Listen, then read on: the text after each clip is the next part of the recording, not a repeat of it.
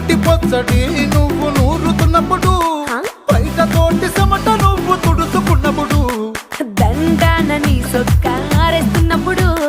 నీ ఒంటి వాసన తెగ గుర్తొచ్చినప్పుడు,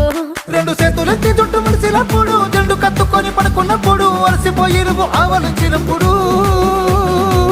వచ్చుండై ఫీలింగ్స్ వచ్చి వచ్చి చంపేస్తుండై